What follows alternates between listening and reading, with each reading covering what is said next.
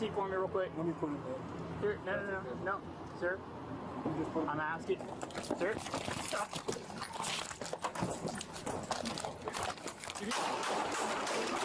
Sir, You just put it I'm asking, sir. Stop.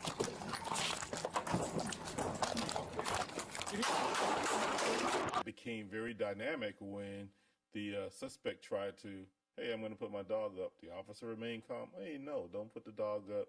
Just relax. Let's sit on the curb for me or whatever. And so when the guy tries to go into the car, he already knew what was in the car. So he was ready to try to stop him and defend himself. And so, you know, when you have somebody that's your same height, same size, you know, it's a little harder to control them one-on-one. So you saw that the suspect was able to pull away a little bit and then was able to get his gun